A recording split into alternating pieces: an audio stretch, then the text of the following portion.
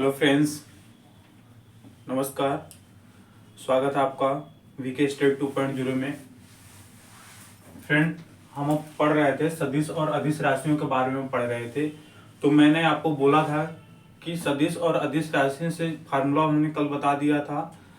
और क्या फिर आपके बोला था कि जो वो फार्मूले पर जो भी आपका न्यूमेरिकल बनेगा हम उस न्यूमेरिकल को कराएंगे। तो हम स्टार्ट करने जा रहे हैं, देखिएगा। पहले एक बार रिकॉल कर लेते हैं क्या हमने बताया था। सदिश राशियों के लिए क्या बताए थे। सदिश राशियों के लिए फॉर्मूला बताए थे vector A dot vector B equal to mod of vector A into mod of vector B cos theta. ये सदिश राशि के लिए बताए थे। यदि हम कॉस थीटा कॉस यहाँ पे लिख सकते हैं, यदि हम यहाँ से लिख लें cos theta equal to vector A dot vector B upon mod of vector A और मॉड ऑफ वेक्टर बी। इस तरह से इसका सदिश राशियों के लिए हमने फार्मूला आपको बताया था। इकाई सदिश के लिए हमने फार्मूला जो बताया था आपको, इकाई सदिश, पहले इसको देख लेते हैं फिर हम इकाई सदिश पर चलते हैं। इकाई सदिश का तो कल हो ही गया था। ओके, देखिए हम पहले वाले क्वेश्चंस को करेंगे। पहले वाला क्वेश्चंस पहले करते हैं, क्या दिया हुआ है। देखिए फर्स्ट वाला क्वेश्चंस को करते हैं। कह रहा है किसी सदिश के प्रारंभिक तथा अंतिम बिंदुओं का निर्देशांक 4, -4, 0 तथा 2, -3, 1 है तो इसका परिमाण क्या होगा, ये पूछ रहा है। कह रहा है कि ये कोई दो बिंदु है, बिंदु ए और बिंदु बी, जिसका प्रारंभिक निर्देशांक जो दिया है 4, -4, 0 ये दिया हुआ है। और इसका जो अंतिम बिंदुओं का निर्देशांक दिया हुआ है 2, -3, 1 दिया हुआ है। क्लियर? चलिए, तो क्या होता है, पहले इसका हम क्या निकालेंगे, परिमाण निकालेंगे। कैसे निकालेंगे, देखिए ये जो आपका निर्देशांक दिया हुआ है, इसको 4 को 4, -4 और 0 को आप क्या मानेंगे, x1 मानिए, इसको x2 मानिए और x3 मानिए। ठीक है, मैं हालांकि मानते नहीं है, मैं मानना आपको सिखा रहा हूं कि ऐसे मानेंगे तो सॉल्व करने में आसानी होगी। इसको y1 क्या हो जाएगा, y1, ये हो जाएगा y2 और ये हो जाएगा y3। बात समझ में आ रही है कि नहीं आ रही है? ठीक है, ठीक है, ठीक है। देखिए इसके बाद फिर हम सदिशों का परिमाण निकालेंगे। क्या निकालेंगे, सदिश का परिमाण इक्वल टू, देखिए पहले y1 में से x1 घटाएंगे, y1 माइनस y1, यहाँ लिखिए y1 minus x1, y1 minus x1, y1 minus x1 plus फिर क्या होगा y2 minus x2 plus y3 minus x3। बात समझ में आ रही है कि नहीं आ रही है? इस तरह से हम पहले इसका परिणाम निकालते समय करेंगे। अब देखिए यहाँ पे क्या होगा, y1 की वैल्यू क्या है 2, यहाँ लिखेंगे 2, x1 की वैल्यू क्या है -4, यहाँ लिखेंगे -4 प्लस, देखिए y2 जो है, y2 की वैल्यू कितना दिया हुआ है -3 और h2 की वैल्यू कितना दिया है -4, तो माइनस यहाँ पे है माइनस यहाँ पे है तो +4 हो जाएगा, +4 हो गया। प्लस y3 की वैल्यू कितनी है 1, यहाँ 1 लिखिए, माइनस से माइनस लगा दीजिए। x3 की वैल्यू कितनी है 0, यहाँ लिख लीजिए 0। बात समझ में आ रही है कि नहीं आ रही है? ठीक है, देखिए ये हो गया, इसको सॉल्व कीजिए। यहाँ पे जो आ जाएगा इसका निर्धारण क्या आएगा, -2 आएगा, प्लस यहाँ क्या आ जाएगा 1 आ जाएगा, प्लस यहाँ क्या आ जाएगा 1 आ जाएगा। ठीक है, तो सदिशों का परिणाम, ये सदिश हम निकाल रहे हैं। यहाँ पे आप लिखिएगा सदिश, क्या सदिशों का निर्देशांक। ये हमारा निर्देशांक आ गया, ये हमारा क्या आ गया, निर्देशांक आ गया। अब इसका हम परिमाण निकाल लेंगे। क्या निकाल लेंगे, परिमाण निकाल लेंगे। परिमाण निकालने के लिए हम अंडर रूट करेंगे, -2 का स्क्वायर प्लस 1 का स्क्वायर और प्लस 1 का स्क्वायर। ठीक है, ठीक है। देखिए -2 का स्क्वायर यानी 4 प्लस 1 का स्क्वायर 1 फिर 1 का स्क्वायर 1, ये आ जाएगा आपका अंडर रूट में। आप ऐड कर लीजिएगा, 4 1 5 एक 6 हो जाएगा, अंडर रूट 6 इसका क्या आ जाएगा, परिमाण आ जाएगा। तो क्या लिख सकते हैं, परिमाण इक्वल टू क्या आ जाएगा, अंडर रूट कितना आ जाएगा, 6 आ जाएगा। कितना आ जाएगा, 6 आ जाएगा। यही क्या हो जाएगा, आपका आंसर हो जाएगा। क्लियर हुआ। तो अगर पूछता है किसी सदिश के प्रारंभिक तथा अंतिम बिंदुओं का निर्देशांक दिस एंड दिस, तो इसका परिमाण क्या होगा, तो हम इस तरह से हम सॉल्व करेंगे। पहले वाले क्वेश्चंस को हम ऐसे ही सॉल्व करेंगे। क्लियर हो गई बात कि नहीं हो गई, क्लियर हो गई। आप इसे नोट करिए, फिर इसके बाद मैं दूसरा क्वेश्चन मैं समझाता हूँ। ओके,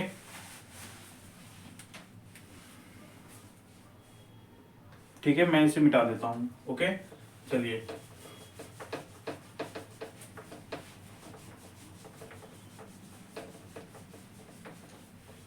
देखिए दूसरा जो क्वेश्चंस कह रहा है, हम दूसरे क्वेश्चंस की ओर आगे बढ़ते हैं। दूसरा क्वेश्चंस कह रहा है कि सदिश -2i Kaif plus 3j Kaif plus k Kaif एवं i Kaif plus 2j Kaif -4 Kaif के मध्य कोण ज्ञात कीजिए। क्या बोल रहा है, कोण ज्ञात कीजिए, यानी एंगल पूछ रहा है कि एंगल क्या होगा। इन दोनों सदिशों के बीच आपका एंगल क्या होगा, यानी कोण क्या होगा, वही आपका पूछ रहा है।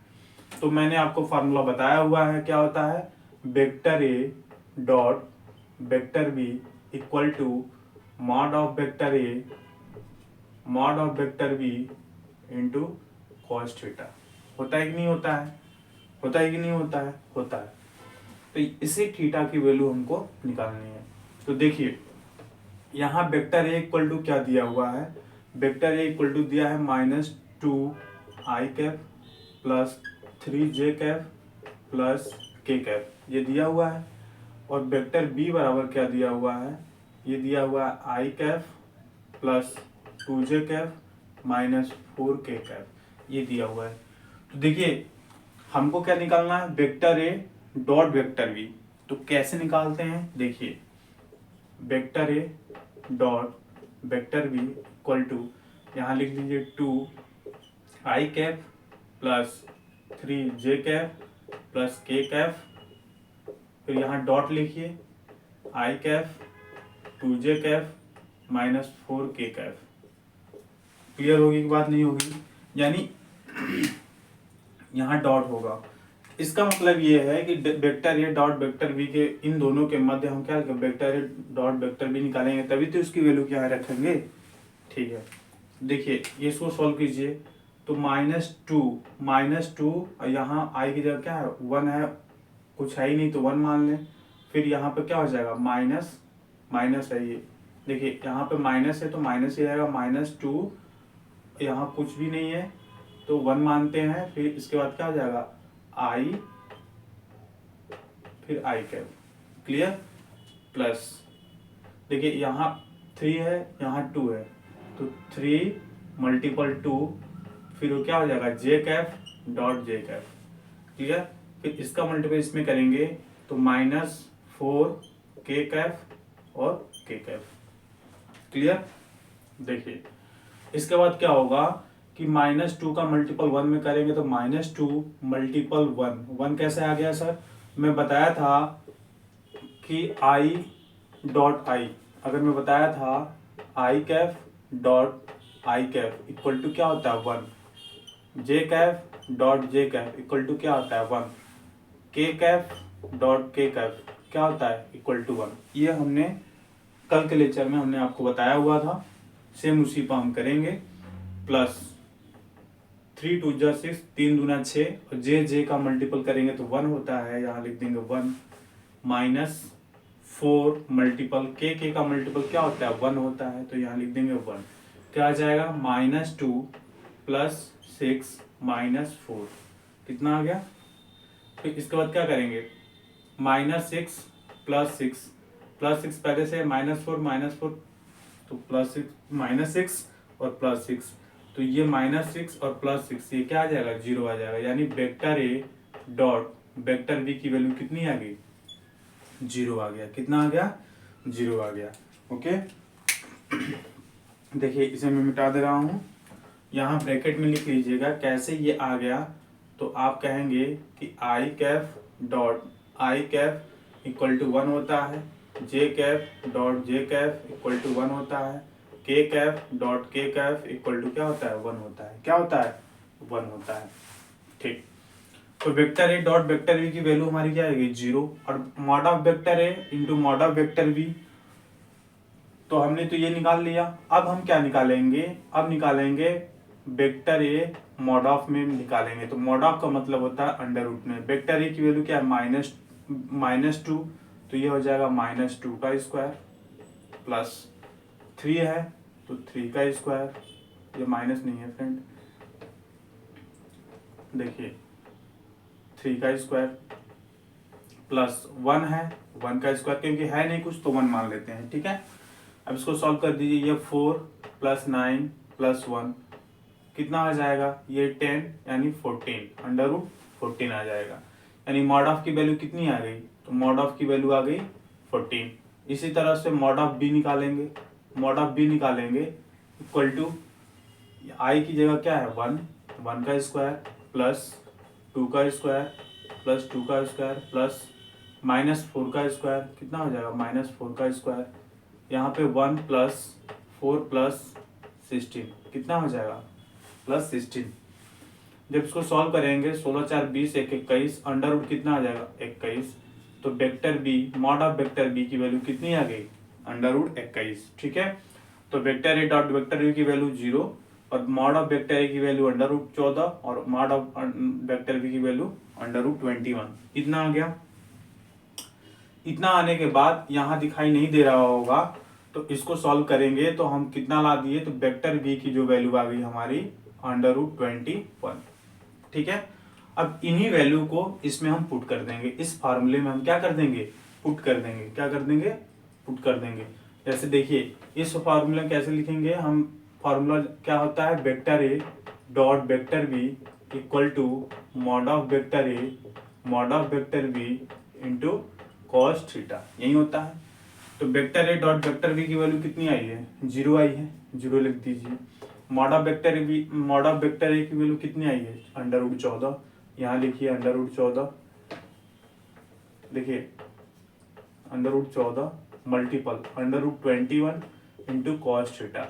देखिए मैं इसको सॉल्व करके इसलिए बता रहा हूँ, मुझे तो पता है कि अगर इसकी वैल्यू 0 आ गई, अगर ये वेक्टर 0 आ गया यानी cos थीटा बराबर 0 हो जाएगा। बात समझ आएगी नहीं आई, cos थीटा बराबर 90 डिग्री कैसे होगा मैं अभी बताऊंगा, लेकिन मैं आपको पूरा विस्तृत इसलिए बताया हूँ कि आपको समझ में आ जाए कि कैसे मॉड ऑफ निकालते हैं, ए निकालते हैं, कैसे मॉड ऑफ बी निकालते हैं और कैसे vector A dot vector B निकालते हैं, इसलिए मैंने ये पूरा सा आपको सॉल्व किया हुआ है। ठीक है, ठीक है, देखिए अब यहाँ से हम cos theta equal to 0/14 into under root 21 हो जाएगा। तो इसकी वैल्यू क्या होती है 0, यानी cos थीटा बराबर 0। तो cos थीटा बराबर cos 90 डिग्री, कितना हो जाएगा cos 90 डिग्री, cos से कैंसिल हो जाएगा, तो थीटा बराबर क्या होता है 90 डिग्री, क्या हो जाएगा 90 डिग्री, थीटा बराबर क्या हो जाएगा 90 डिग्री हो जाएगा। तो यही 90 डिग्री आपका क्या हो गया, इस थीटा की वैल्यू हो गई, यानी कोण का मान हो गया 90 डिग्री। क्लियर हुई बात कि नहीं हुई, बात क्लियर हुई कि नहीं हुई, इसे आप नोट कर लीजिएगा, इसे आप नोट करिए। देखिए कोई भी, अगर मैं ये यहाँ समझा दे रहा हूँ आपको, यदि 0 कोई भी वैल्यू है x, इसका मान 0 आएगा, लेकिन x/0 है नीचे, इसका मतलब है कि इसका मान जो है क्या होगा, इन्फिनाइट होगा, क्योंकि x/0 है तो इसके मान क्या होगा, इन्फिनाइट होगा। 0/x रहेगा तो 0 होगा। ओके, दूसरे क्वेश्चन का ये कोण एंगल निकालने वाला ये आपका आंसर हो गया, इसे आप नोट करो, मैं वर्क करता हूँ। ओके, फिर नेक्स्ट में करता हूँ। चलिए इसे मैं इरेज करता हूँ।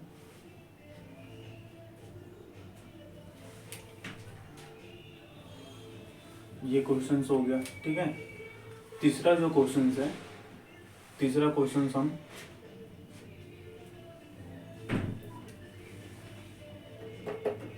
चलिए इसे नोट कर लीजिए, फिर हम तीसरे क्वेश्चन की ओर बढ़ते हैं, ठीक है। ओके, मैं इरेज करता हूँ इसको।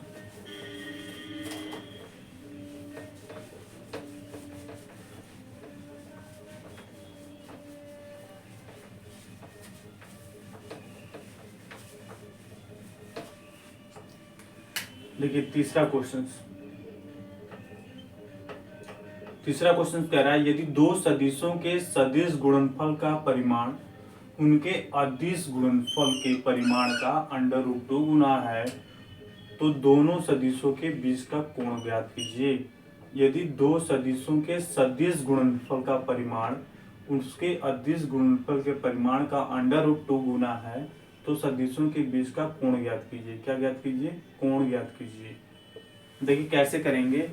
कह रहा है कि vector A dot vector B equal to क्या होता है, vector A mod of vector B cos theta. ये सदिश के लिए होता है। किसके लिए होता है? सदिश के लिए होता है। और vector A cross vector B equal to mod of vector B sine theta. ये किसके लिए होता है? अदिश के लिए। किसके लिए होता है? अदिश के लिए। ओके, तो देखिए, तो उनके कह रहा है सदिश गुणनफल का परिमाण, जो ये सदिश गुणनफल है अर्थात क्या है, vector A mod of vector B cos theta. ये जो है अदिश गुणनफल के परिमाण का, जो अदिश गुणनफल है यानी ये वाला अदिश गुणनफल, vector A mod of vector B sine theta, ये वाला। तो अदिश गुणनफल के परिमाण का √2 कौन गुना है? कौन? सदिश गुणनफल का परिमाण। तो यहाँ लिख देंगे सदिश गुणनफल का मतलब हो गया यानी ये √2 गुना है। किसके कंपेयर में? इसके कंपेयर में। ओके, तो यहाँ से अगर हम ये कैंसिल हो जाएगा, ए से कैंसिल हो जाएगा, तो हम कह सकते हैं कि इधर क्या हो गया, √2 cos theta equal to sine theta आ जाएगा। ठीक है, आ जाएगा। तो यदि हम sine theta upon cos theta लें इक्वल टू क्या आ जाएगा, 1/√2।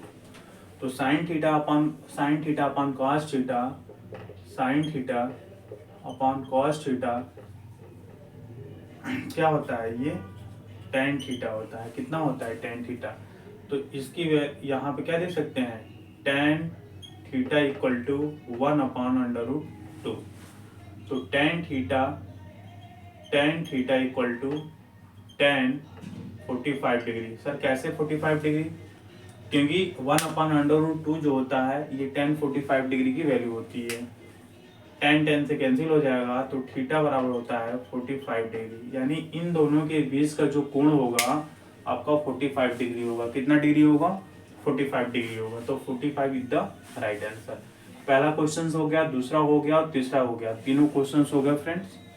तो आप इसे नोट कर लीजिए और अगला जो वीडियो होगा हमारा मोशन, गति से रिलेटेड हम क्वेश्चंस कराएंगे, उसको देख लीजिए। ओके फ्रेंड्स, तो हम वीडियो के यहीं खत्म करते हैं फ्रेंड्स। मेरी वीडियो अच्छी लगती है तो आप लाइक करें, कमेंट करें, दोस्तों के साथ शेयर करें और मेरे चैनल को सब्सक्राइब करें। ओके फ्रेंड्स, जय हिंद।